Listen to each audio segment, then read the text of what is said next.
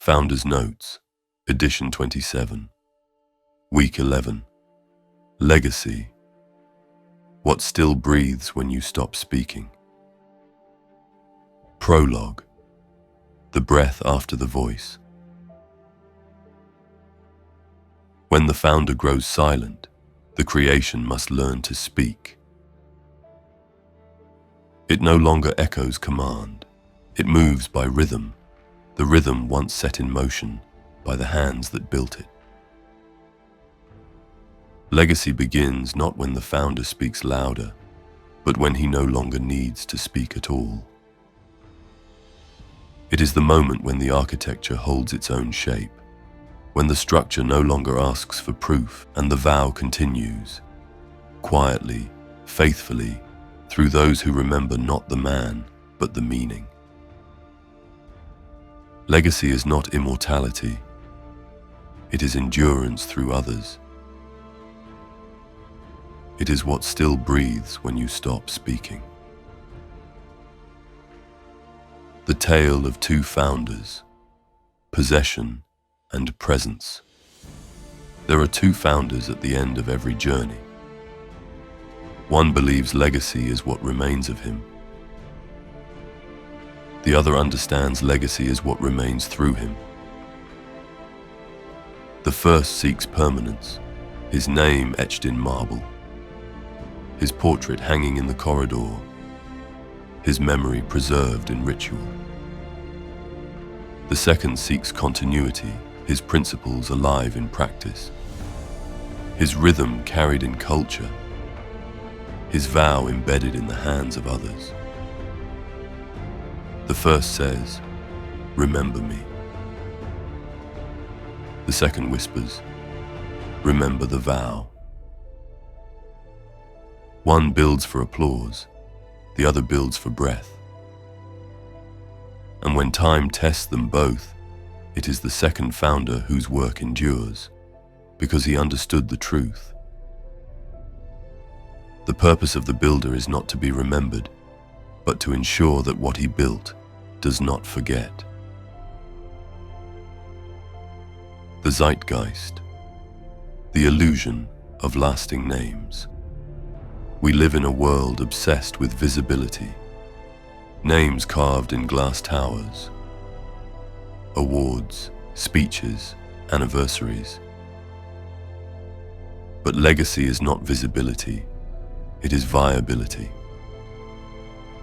What endures is not the founder's signature, but the system that holds its rhythm when the hand is gone. Legacy is not the statue, it is the scaffolding that outlives the sculptor.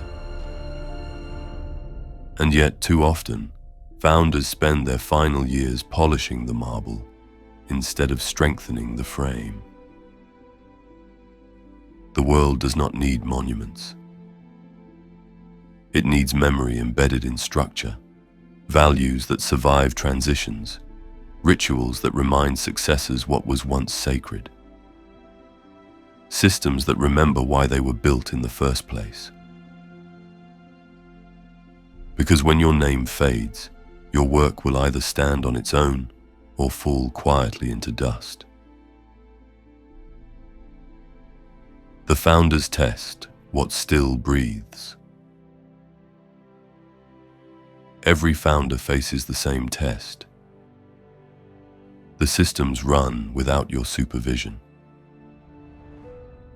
The team meets without your presence. The decisions continue without your approval. And yet, everything still moves with meaning. This is not loss. It is proof. Proof that the vow has taken form. Proof that the rhythm holds beyond instruction. Proof that what you built was not dependent on your presence, but strengthened by your absence. This is legacy, the moment your voice becomes unnecessary because your values have already learned to speak for themselves. closing whisper, the breath that remains. Legacy is not ownership. It is stewardship extended through time. It is the rhythm that continues long after the baton is passed. It is the flame that endures not because it resists the wind, but because it has been shared. When the founder looks upon his creation and sees it breathing, not perfectly, but purposefully, he understands the vow has matured. And when he steps back, he does not vanish. He simply becomes part of the structure itself, a silent presence in the rhythm that continues. Because the true founder is never gone. He is remembered each time the vow is kept. Each time integrity is chosen over convenience. Each time the work endures without his hand. Legacy is not the echo of your voice. It is the living rhythm of your vow.